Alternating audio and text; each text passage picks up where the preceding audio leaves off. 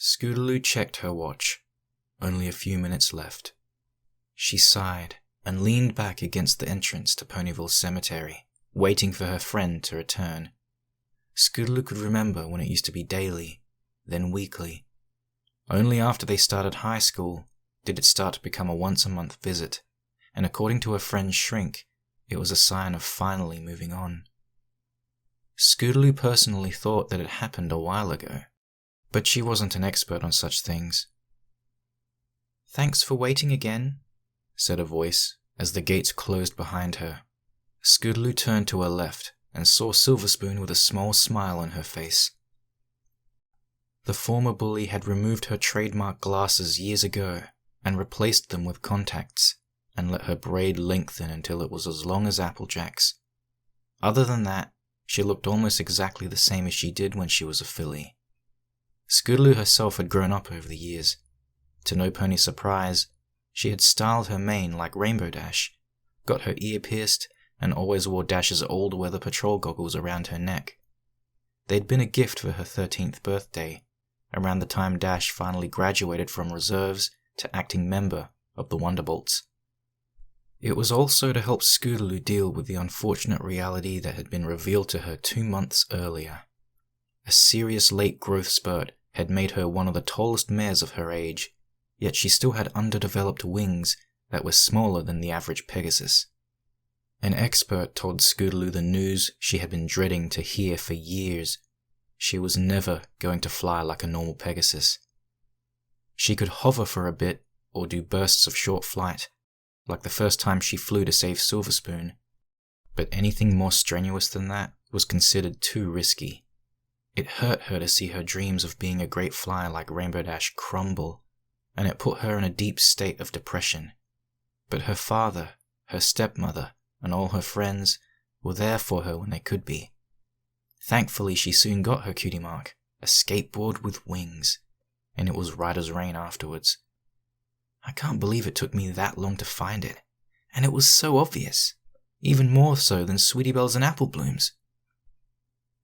"You know, you didn't have to wait for me," said Silverspoon. "I've been doing this for how many years now?" asked Scootaloo with a smirk. "It's what friends do." "You could always come and say hi to her. I'm sure she wouldn't mind," suggested Silverspoon. Scootaloo bit her lip and stared out at the rows of gravestones sitting in silence. I don't know." "I understand. Anyway, the gang's meeting us at Sugarcube Corner. We should hurry," said Silverspoon, heading towards the road that led into town. Scootaloo nodded, following the mare she had stuck by ever since Diamond Tiara's funeral. The ensuing years produced many arguments, many tears, and many hugs. Silverspoon saw a therapist to deal with the trauma and guilt of surviving an accident that killed her best friend before her eyes. And after every session, Scootaloo was there to offer support, especially in those moments when Silverspoon came close to giving up. Eventually, the stubbornness, the determination, and the friendship she showed the former bully won out. Silverspoon was only visiting Diamond Tiara once a month now.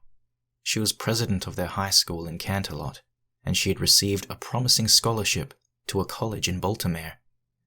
Scootaloo felt like a corner had been turned, like she could breathe a little easier. As for herself, she enjoyed being captain of the soccer team and taking first place in numerous extreme sporting contests. That was her therapy. Ponyville had also changed over the years, slowly becoming more crowded than ever before. Part of the population boom may have been due to the giant crystal tree castle that housed 6 of the most famous mares in modern history, but who could say for sure? The streets were busy around this time, and more than once ponies stopped to say hello to the pair. Occasionally they would see a filly or a colt running around with a Cutie Mark Crusader cape. Scootaloo couldn't help but chuckle at that. Who would have thought the little club we started when we were fillies would end up being a Ponyville tradition? Tales of the adventures and fun she had with her friends spread through each filly and colt as they grew up, and soon they too took on the mantle to find their cutie marks. "How's your dad doing? He got promoted recently, right?" asked Silver Spoon as they made their way towards Scootaloo's house. Yeah, he's now dealing on the High Roller International floor, answered Scootaloo with a smile. Even if her father was now dealing cards for casinos in Las Pegasus, that didn't mean she couldn't be proud of him for working hard. Half the debt he owes is gone by now. I asked Sweetie Belle for help with the math, and she said if he keeps this up, he'll be able to pay off all his debts soon. And then he can move back, huh? Asked Silver Spoon with a sad smile. Yeah, he can, whispered Scootaloo as she opened the door. Mind waiting for me here?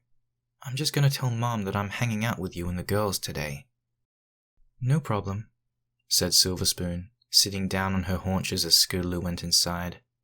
She could remember the first time she stepped into this house, but back then she was an angry filly at odds with so much in the world. Years had passed since she and Miss Cheerilee talked, and she was happy to say that everything had worked out. The room was still filled with the same pictures that Miss Cheerilee had always had, but there were new additions as well, featuring a certain orange-furred and purple-maned filly. Scootaloo, is that you? I'm in the kitchen, shouted Miss Cheerilee as Scootaloo walked over. Her new mother and her ex-teacher was working on some cookie batter with her mouth before she stopped and kissed her adopted daughter hello. How was your day at school? It was fine, Mom. And yours? Asked Scootaloo. With a frustrated sigh, she shook her head and rubbed her temples.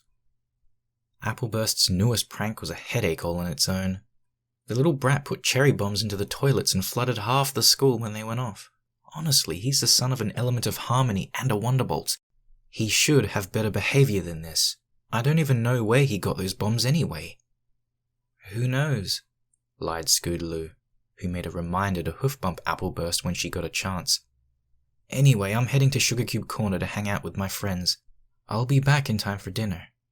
Just don't spoil yourself, warned Cheerilee, but she had a smile on her lips when Scootaloo walked away. Scootaloo stopped in front of the picture in the bathroom, showcasing the party she received after getting her cutie mark. Crimson and Cheerilee were both hugging her. Any stranger would have assumed that they were a typical family unit, but the truth was her father and stepmother were not married. Despite her father's and Cheerilee's best efforts, social services found out about the condition she'd been living in. No matter how much Scootaloo and others protested, their father was determined to be unfit for parental care, especially after they learned of his gambling debts. It looked like she was going to be taken away from Ponyville when Cheerilee stepped in, offering to adopt Scootaloo. Because of her outstanding history as a teacher, she was permitted, and so Scootaloo managed to stay. Without him having to worry about his daughter all the time, Crimson was able to get a job in Las Pegasus, working as a card dealer in a casino. The very same one he owed a lot of money to. At first, he didn't want to go, but Scootaloo convinced her father that it was for the best. She still loved her dad, and she saw him whenever she could. Scootaloo knew her dad loved her, and always would, even if he wasn't the best parent. Cheerilee was more than just a guardian. She was her mother. The one thing Scootaloo had been denied ever since her real mother left was now finally in her life. Cheerilee was loving, she was strict, and she cared about Scootaloo. It came as a shock to them both when Scootaloo called her mom one morning, but they accepted it and quickly hugged for hours afterwards. It was through Cheerilee and her friends that she accepted her disability, resolving to find a way to be awesome even without her wings. As for her real mother, the one who caused her so much pain, Scootaloo didn't care. She didn't hate that other mare anymore. She didn't even think much of her these days. Occasionally she would pop up, but as far as Scootaloo was concerned, there was no point in thinking about her anymore. She was gone. End of story. Cheerilee was her mom, not that other mare. With one last sigh, she exited out of the bathroom and back outside where Silver Spoon was waiting. Sweetie Belle was already waiting for them at Sugarcube Corner, and she wasn't alone. Her cult friend, Button Mash, was there with her, and the two were sharing a chocolate and vanilla milkshake mixed smoothly together. They were looking into each other's eyes with dopey smiles in their faces. It made Scootaloo sick to see how they were acting. Out of all her friends, Sweetie Belle was the one who dated the most. Her first cult friend was technically unofficial, a sick pony she'd befriended by the name of Shoestring Catch. Sweetie had said one of his dying wishes was to have a mare friend, so she agreed to be his. 3 months later he passed away, and it took Sweetie Belle just as long to recover from his death. Since then, she had dated Featherweight, Rumble, Snails, and a few other boys. She even tried the other side of the fence with Berry Pinch. In the end, she chose a weird cult by the name of Button Mash, who was into video games. Scootaloo was happy for Sweetie Belle, no doubt, but she wished she wasn't such a love-struck puppy. Seriously, it's as bad as Spike and Rarity. Upon seeing the two, Sweetie Belle waved at them and hugged Silver Spoon, knowing where she'd just been. "How are you girls doing?" "I'm fine, thanks, sweetie," replied Silver Spoon, hugging back. The two sat down with the others as Scootaloo looked around for their last member. "Hey, where's Apple Bloom?" "No idea. She's usually here first. Maybe she's busy helping out at the farm?" asked Button Mash, giving a suggestion. Before anyone could reply, Apple Bloom strolled in, wearing her sister's hat, over top her long red mane, that made a few of the colts in the store turn their heads and blush. Apple Bloom had grown up into a perfect beauty, and a perfect heartbreaker to a lot of colts when she announced one day that she was dating Dinky Doo. Sitting beside them, Apple Bloom rubbed the back of her neck and said, "Sorry about being late. We had to dig out a few bad trees on the southeast side. We think some tree rot's spreading." "It's not gonna hurt the cider season, is it?" asked Scootaloo with worry. The thought of all that tasty golden cider going to waste made her heart cry. "Nah, we're gonna be fine. Thanks to all the new helpers we got. We should be able to even have extra this year," said Apple Bloom, much to Scootaloo's relief. Walking over to their table, Pumpkin Cake greeted the gang and held out a pen and pad with her magic. "Hey guys, what'll it be today?" "The usual," said Silver Spoon, putting the bits on the table. "1 big diamond cake with 5 glasses of milk." Pumpkin Cake nodded. "I figured as much. I got one already made. I'll be right back," she said as she went off to retrieve the cake. Surprisingly, the twins still remembered Diamond Tiara as they grew older, and quickly understood that she had died and not gone to a long sleep. The day at first sunk in had been a sobering one for the two, but they soon bounced back and created a cake that grew quite famous as time went on, a cake that Silver Spoon ate whenever she had a chance. Not just because it was in honor of her deceased best friend, but it was also just so tasty. A few minutes later, Pumpkin Cake came out with the cake. The exterior was coated with a purple frosting with chocolate on the inside, as well as gummy treats that looked like diamonds. For decoration, there were marshmallow stars of every color and a gingerbread copy of Diamond Tiara's famous namesake on top. The gang all thanked Pumpkin, and everyone took a slice along with their glasses of milk. Before they could dig in, Apple Bloom said, "Next week's the anniversary, isn't it?" Every pony froze as they stared at Apple Bloom, who looked at her cake with tears in her eyes. Hard to believe it's been so many years. The other girls nodded their heads in a solemn expression, while Button Mash did his best to avoid the awkwardness. After all, he had moved to Ponyville only a few weeks after Diamond's death. Scootaloo then focused on Silver Spoon, who looked at her cake for a bit before taking the first bite. She then smiled. Knowing Diamond, she's arguing with an angel for bigger wings because she wants to be more noticed. Scootaloo snorted and replied, "That or moaning about how she's stuck as a filly with tiny angel wings while everyone has big ones." The others began to chuckle as well, and with the awkward moment broken, they dug in. Scootaloo didn't know why she had decided to do this today of all days, especially when the anniversary was only a week away. Maybe the overall mood while she was with her friends made her decide to finally do the one thing she'd been putting off for years. Maybe it was Silver Spoon actually cracking a joke when the subject was about Diamond Tiara, instead of being quiet and mournful. Or maybe I'm just crazy. She passed through the gates of Ponyville Cemetery and walked among the headstones of those who had gone before her. The only reason she knew where she was going was because she saw Silverspoon go in so many times, and it wasn't that far away.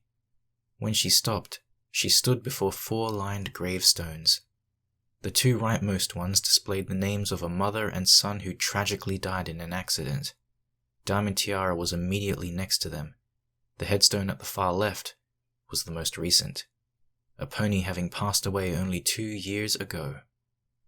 Mr. Rich led a quiet life after his daughter's death, giving control of most of his businesses to his other relatives. The poor stallion saw no point in working anymore, and he had had enough to retire for the rest of his days anyway. He mostly focused on charity donations or spending time with the apples, who were the closest to him. Then one day the stallion was found dead in his bed from a stroke. Yet he looked so peaceful, they said, like he'd welcomed it. Everything he owned, he left to Ponyville and the apples, who were able to fix their farm, get new tools, hire helpers, and pay their debts while having plenty of money left over for Applebloom to go to college.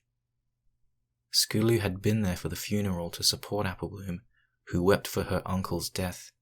But at the same time, Scootaloo felt like maybe this is what he always wanted, a chance to be with his family again in whatever afterlife existed. She herself wasn't particular on the notion of which one was real among the long list of religions out there. She just hoped one existed at all. Nothingness kinda sucked when she thought about it. Turning her mind away from the theological debates of life after death, she focused on the grave that carried the cutie mark and name of the #1 bully in her life, Diamond Tiara. Staring at it, she tried to remember all the horrible things she had been forced to endure at the hooves of the rich filly. She could remember some, like the Gabby Gums incident, as well as the time Babs Seed was with them, but she couldn't remember too much of it. Maybe it was because, now that she was older, it didn't mean much to her. Why did she have to focus so much on incidents that didn't matter in the long run? She was happy with her friends, stepmother, father, and had a promising career in extreme sports. She was doing well in school, had plenty of friends, and even dated from time to time.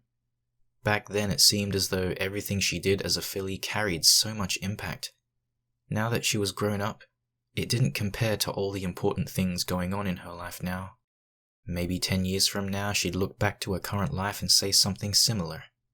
When Scootaloo looked at the gravestone, she tried to conjure those old feelings of anger, only she couldn't do it. She tried again and felt nothing. And then there was Silverspoon, a filly who she proudly called one of her best friends despite their past. I guess it's finally time, thought Scootaloo as she took a deep breath. I forgive you, Diamond Tiara.